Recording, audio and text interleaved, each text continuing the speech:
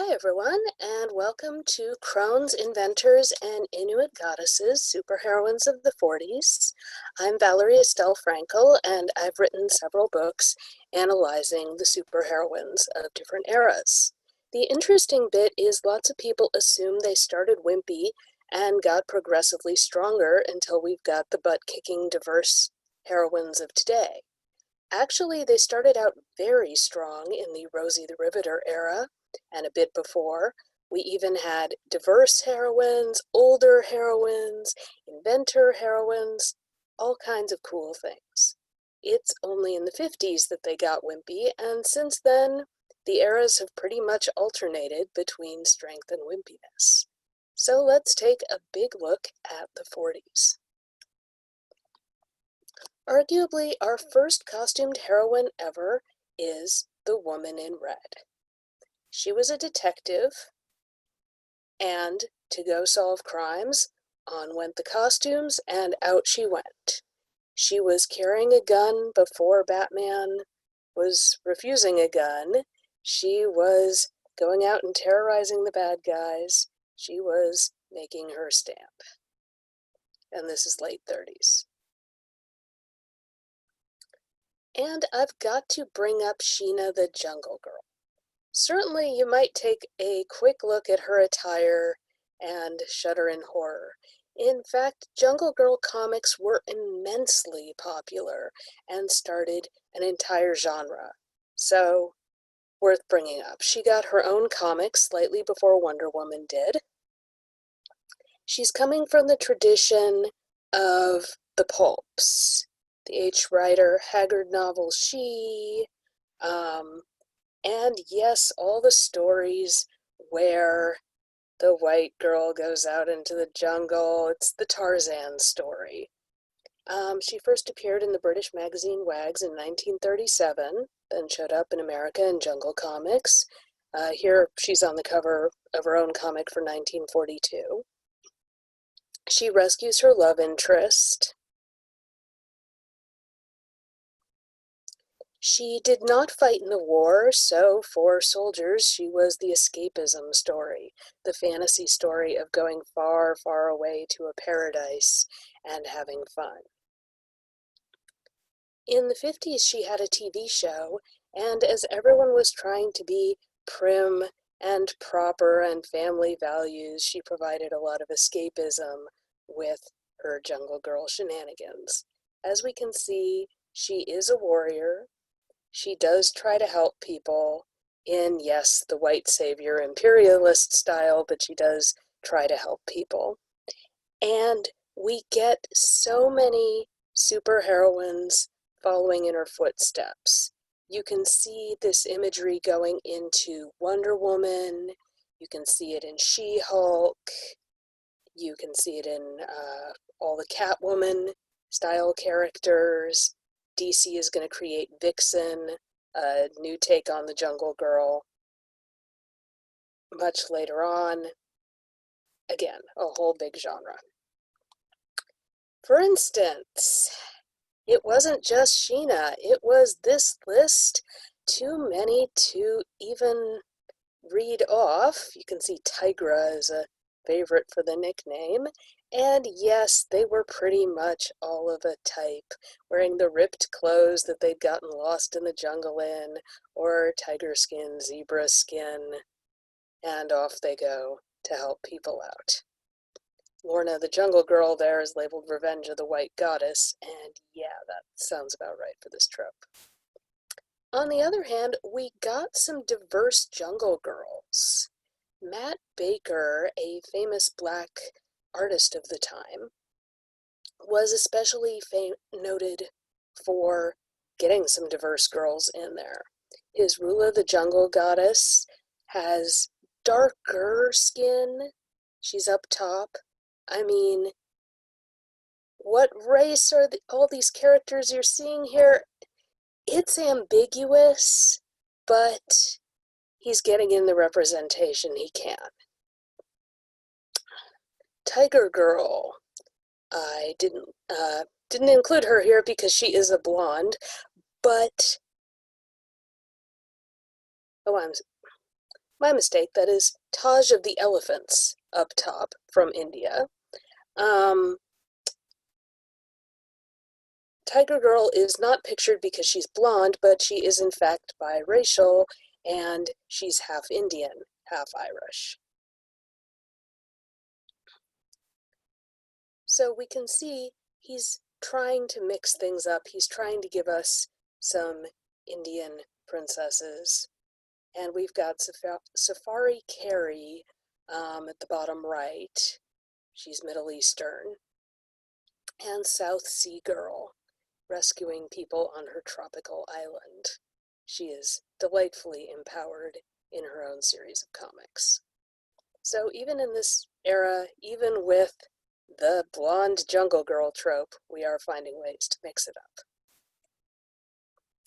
And many films followed. So we've got 30s films and 40s films going, wow, this jungle girl story is so popular, we can throw in even more.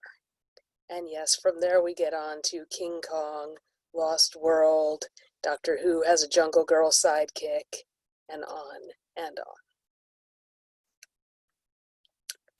Moving out of the jungle girl trope, from this era we have radio shows, and while we don't have one devoted to a superheroine, we've got very strong women in Superman's Lois Lane, Batman's Catwoman, we've got Dale Arden from Flash Gordon, we've got Jane from Tarzan, Popeye and Olive Oyl, Zorro and his girlfriend Lolita. So again, we are getting some strong women in there, although pretty much the girlfriend sidekick trope. And we do get some villainesses tangling with the hero.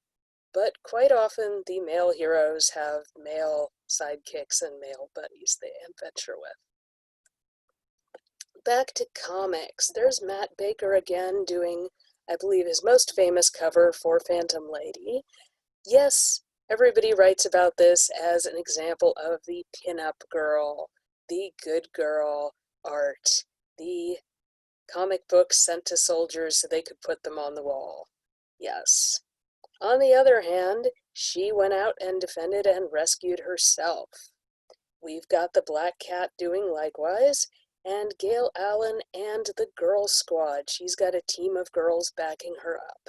So even though these heroines were trying really hard to show off their long legs in their short shorts, and sometimes some bondage too, they are going out and fighting and saving the day. Moving up to Canada. Nelvana of the Northern Lights, created by Adrian Dingle, showed up in 1941. Her mother is an Inuit woman, and her father is the magical king of the Northern Lights, so she's a goddess.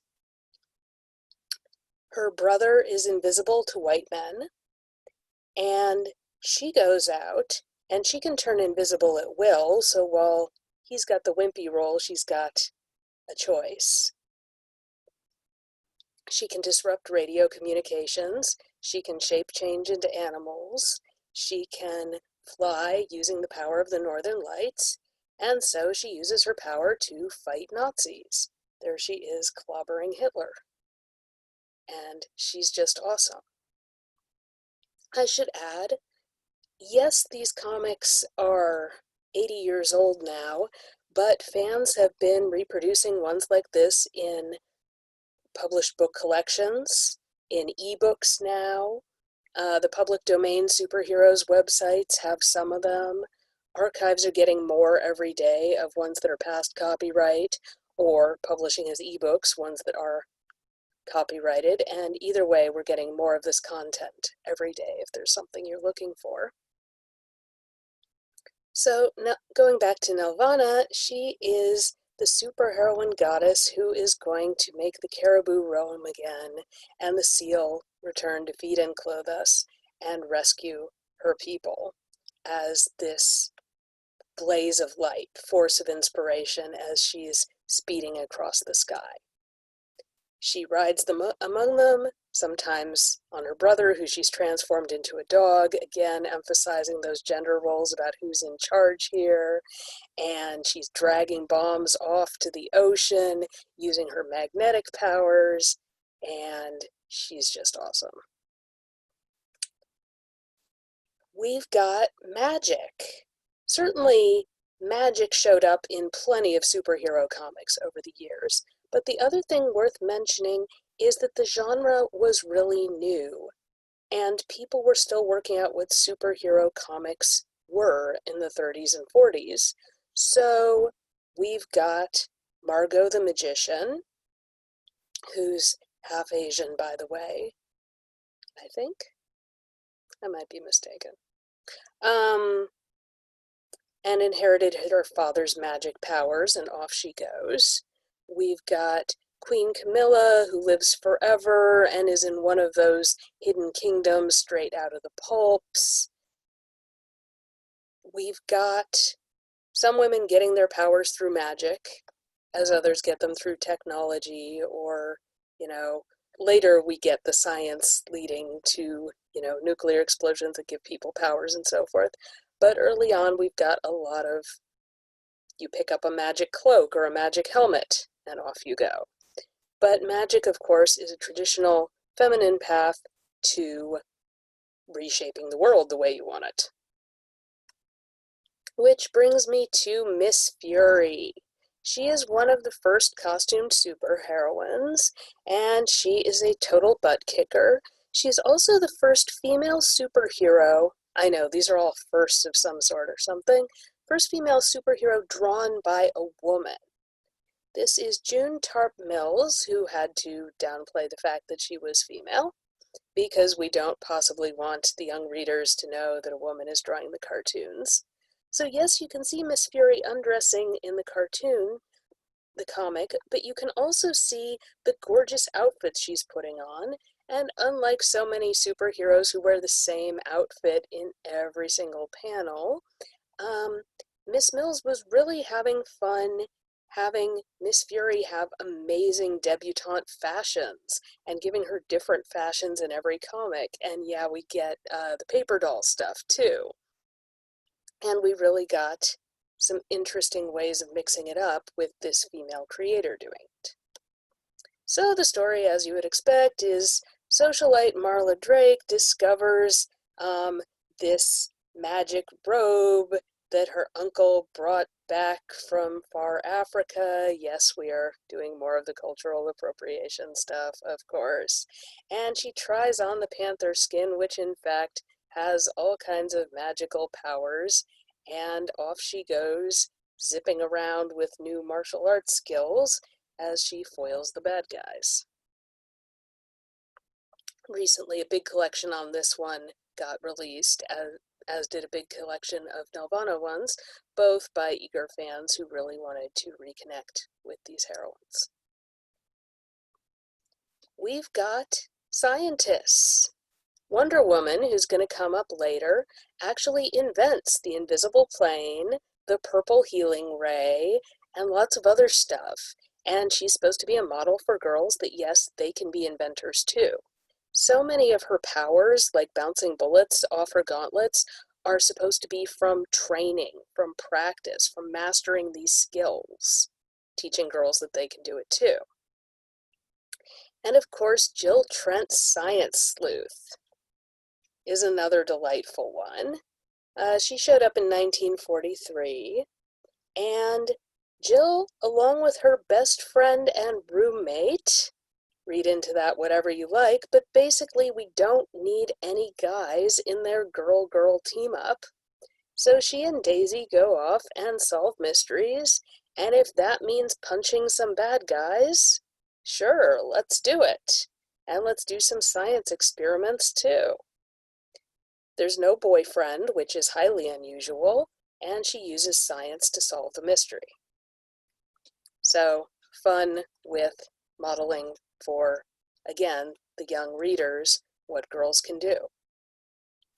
And you will notice she's actually pretty modestly dressed. We've also got the magician from Mars, who's got her cool powers from science, and off she goes. We get science and magic blurred in some of these, which is just fun in, again, the really early genre stuff. All right, we've got supernatural characters. These are all bad guys, in fact. But as we're making up this genre as we go, why not throw in all of it? Let's do werewolves, witches, mermaids, who are all fighting Moon Girl, apparently. Let's do Arthurian comics and Robin Hood and have Morgan Le Fay harass them all. Let's do Gilda the High Priestess with all her snakes and snake powers. She appears to be a rare Asian heroine, Asian villainess. We will see some more Asian villainesses as we go on. And we've got the Witch Queen of Fairyland, who is glamorous, but man is she green. And we will be talking more about the scary face of women as we go on. Oh, and top left we've got Medusa. She's copyright free. Medusa has shown up battling so many superheroes, not just the fantasy stories, but the superhero stories too. This brings us to the crone. So this was a pattern that I see a lot in the 40s, and then they really took it away and didn't bring it back. And this is just fascinating and delightful to explore. So in the middle, we have this lovely young lady who can transform. I think that was Diane Grayson, although again, there's a bunch of stories like this. And she can transform into the Spider Widow, grandmother of terror. The concept is that pretty young lady isn't particularly going to scare anyone, and the criminals can just do whatever they want, but when she transforms into this face of ancient, scary female fury and power, the majesty of the crone, the ancient secrets, the strength of death, men just freak out and run for it. And yes, she's got spider powers too. But we see the young, pretty lady transforming into the scary, elderly face of terror, face of death. And that really does freak out the criminals. Next to her, we've got Mother Hubbard, who is an actual fairy tale witch going out and solving crime. She doesn't have the pretty young lady guys. She's just an old witch. The end. Not all the superheroines have to be hot. Madame Fatale is interesting because that is a man in drag going out dressed as an elderly lady to solve crimes, possibly be unnoticed, possibly face them with the, again, face of death and the scary elderly grandmother stare. But either way, we're in an experimental era, and off we go. Following the Spider Widow pattern, we've got some more. Here is Phantoma. So, Phantoma, one of the two. So she is a jungle girl. In fact, she shows up in Jungle Comics, but when she gets mad, she turns into a flaming skull.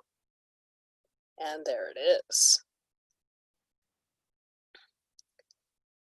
So we get so much analysis of this stuff, so many people wondering, what does this mean? Why were people creating these stories?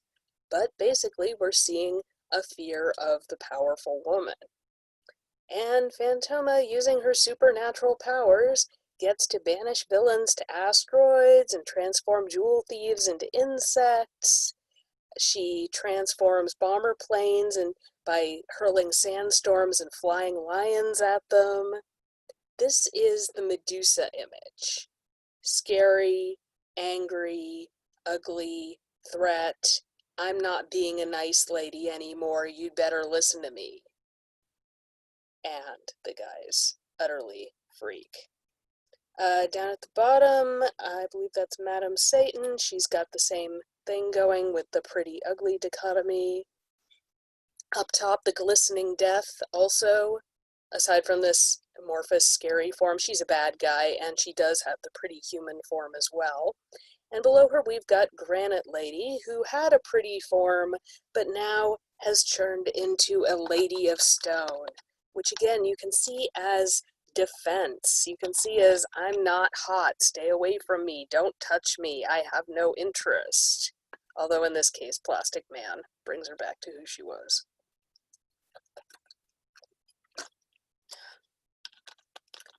Catwoman shows up in the 40s. When she first arrives, she is the Cat.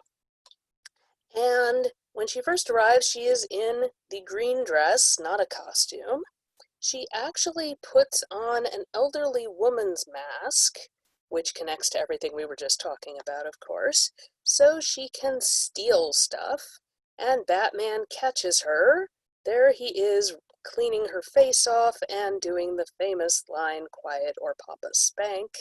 This is from Batman #1, where she proposes they become king and queen of crime. He turns her down, and after this we're going to see a lot of cat costumes, but at the very beginning, she's just wearing a femme fatale dress. So this is Catwoman at her beginning. The whip is later. We've got space adventurers, and sometimes they're wearing the tiny outfits, but sometimes less so.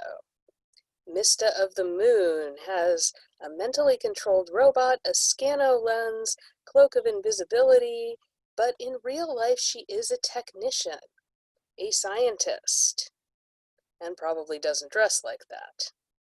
Margot Hess, a villainess, shows up in Space Patrol 1. Again, I'd like to point out that she's fully dressed, competent, working with her husband, who she's pushing behind her in that scene, and off she goes. Here's Moon Girl. I mentioned some of her villainesses before. Well, her magical moonstone, of course, I think it's magical, gives her superhuman strength, and she can fly, and she can telepathically control her moonship, and off she goes, saving the day. It's a very strong image. Yeah, her legs are bare, mostly bare, but she really looks powerful and competent, and she's not even showing so much skin. So again, teaching the kids that yes, a girl can lift up buildings and do science. They don't just have to be the pinup girls. And we get the Dragon Ladies. This was another big trope of the 40s. Yes, it gets 30s, 40s. Later we get into the communism era. It's arguable whether this is, empowering, racist. There are all kinds of answers. The Dragon Ladies trope started with Terry and the Pirates, with, in fact, Dragon Lady, who's bottom center in this one. And after this, we get a lot of seductresses, and yes, they're often from Eastern countries, not always, and playing up all this imagery. Up top in the full green is Veda the Cobra Woman. She's a dancer from India and a trophy wife, and we meet her dancing, and then we soon discover that she's poisoning her husband because she's got poison powers, and she is fully in control of the scene, fully decisive into what she wants. Her husband has all the money and power, so she's decided to take it from him, and off she goes. In fact, her dance hypnotizes everybody, and when her stepson makes a move on her, Ick, she kisses him, and thanks to her poison, he drops dead. She is not taking garbage from anybody. This is police comics, so the hero, the Sword, goes in and investigates her, and the line shows up with, don't kiss her if you want to live, and he escapes, and she finally does manage to kill her husband and then kills herself, and she's out of there. In fact, an awful lot of the really cool superheroines of the 40s were one-shot. The heroes returned for a whole series, even if it was in not their own comic, but something called like Action Comics or Detective Comics. But a lot of the supervillainesses were one and done. All right. Who else we've got? Sans Serif is coming from the Middle East, and again, I must applaud her for being fully dressed and fully in charge of this scene, down to her big fat gun. We've got the Cobra Queen, lots of snakes, Lady Serpent, lots of hypnotism power, lots of coiling around their snakes. And we've got Madame Butterfly over on the far left, 1948 from the Black Hawk comic. They're soldiers, basically.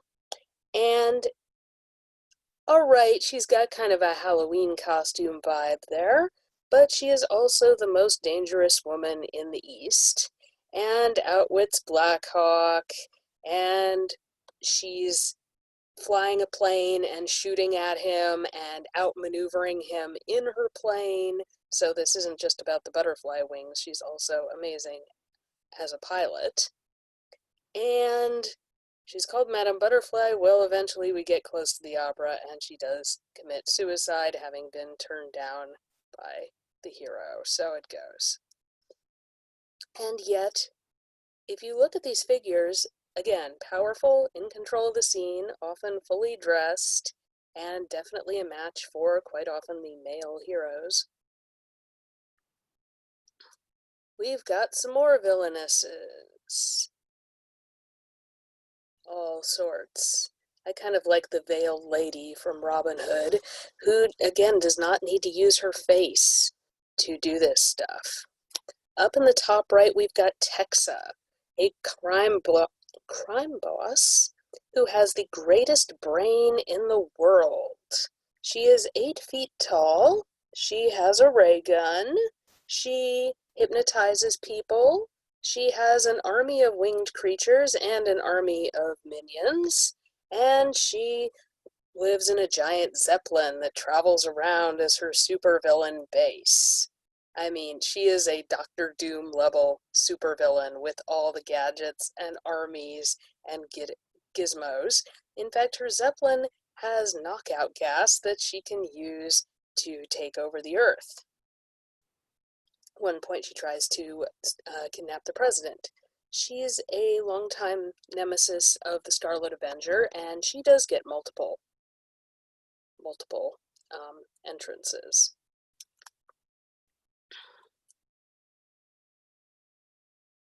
A lot of these women do not have magic powers. They just have their smarts, their guns, their armies, and out they go. I wanted to mention the creators because we had a few other creators who were female. Okay, this is going kind of off the screen for me, but we've got Ruth Atkinson, Fran Hopper, can't read if that says Ramona, sorry.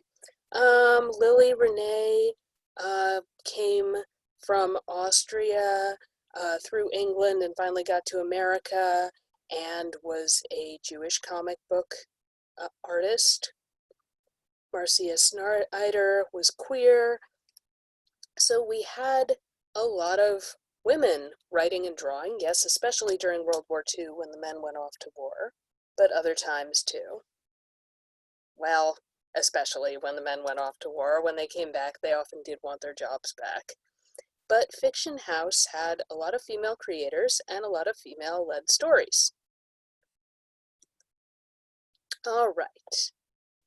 The lineup of timing on this presentation has been more about theme than the actual order things happened. But of course, we have the Popes, the Jungle Girl, we've got some science moon people and early superheroines, lots of pulp adventures, and then World War II begins, and our superheroes are punching Nazis, and then pretty soon America enters World War II. Okay. Well, good girl art was very popular with, you can see, they're all girlish with the knee-length skirt, and yeah, Sky Girls has to fly up, obviously, but they are sweetness and happiness and perkiness and everybody's kid sister. And yes, we've got Mary Marvel. Famously, everybody was loving Captain Marvel, who had the power to change from a kid into an adult superhero, which was so awesome. His sister got the powers, but she does not change into an adult. She is still a kid sister with superpowers. Because, again, she's just so sweet and wholesome and innocent, and we want to keep her that way forever.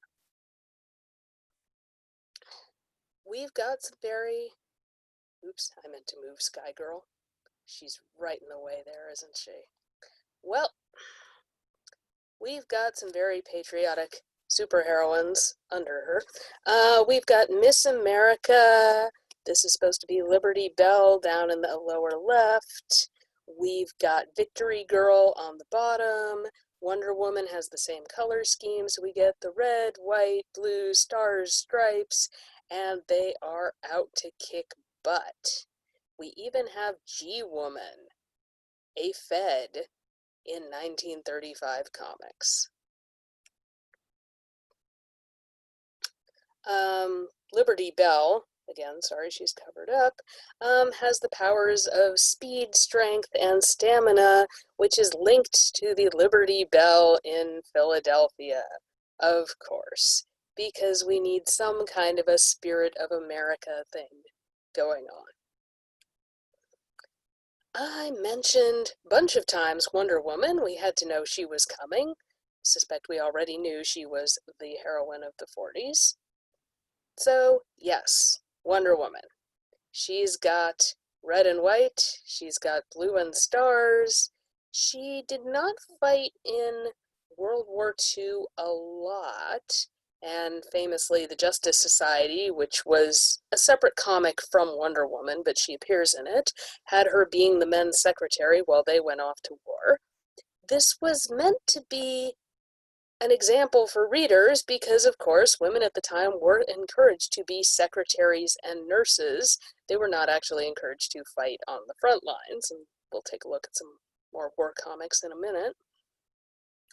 But Wonder Woman joins the army because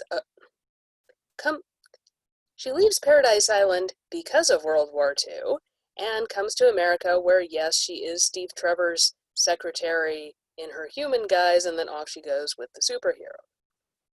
One thing I wanted to mention is her female team.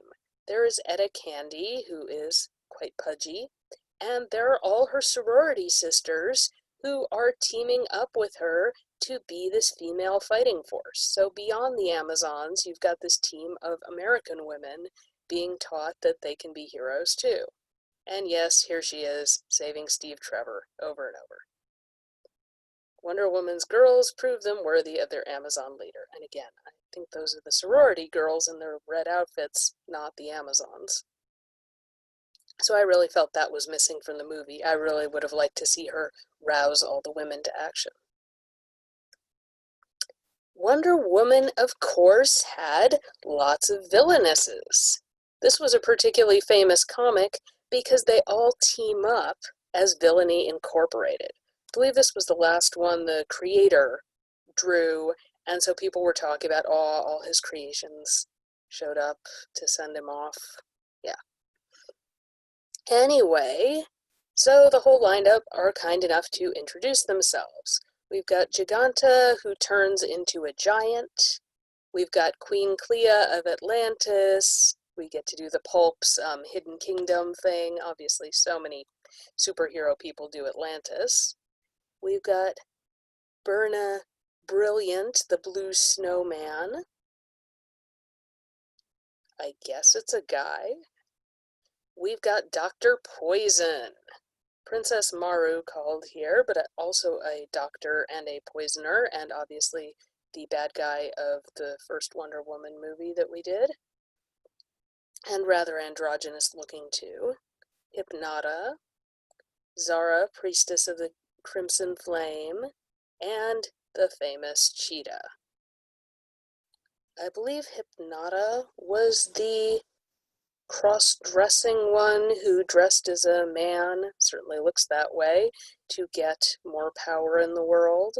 I'm a little rusty on my Wonder Woman villains, but again, we had quite a variety, and Wonder Woman, of course, battles a lot of the same ones over and over, especially here where we see them all teaming up and returning from their jailbird status on Paradise Island. These were not one-offs, which is kind of cool. So they get more development. All right. We, of course, had some Nazi villainesses, not just Nazi villains. So we've got Tanara, the Queen of Evil, facing the Blackhawks. We've got a female Nazi pilot. We've got spies. We've got different, often fully dressed, supervillainesses. And we've got the good guys. Here is Pat Parker, war nurse. Some people joke that her secret identity of in real life she's a war nurse and then her superhero self is war nurse is a little silly. Likewise, we've got Jane Martin, war nurse, and there she is tackling a Nazi in her nurse costume. And the Girl Commandos. Pat Parker is one of the Girl Commandos. The Girl Commandos are awesome because specifically they gather up, an English one and a French one and a Chinese one, and they're supposed to be this international team of the Allies who are all fighting together around the world against the Axis powers. So that was kind of awesome. Spies. Up top left, that is Lady Satan, who is all covered up.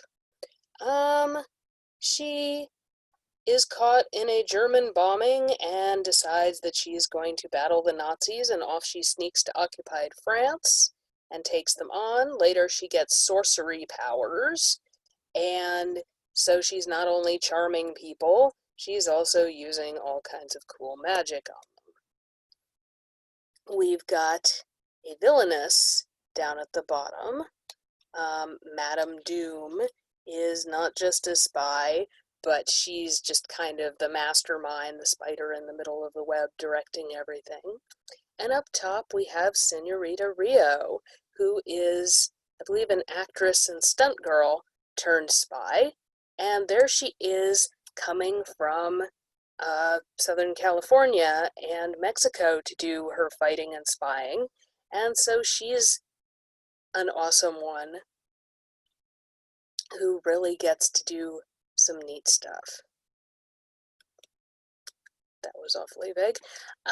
So I have more details in my books on superheroines from the different eras, and do come take a look.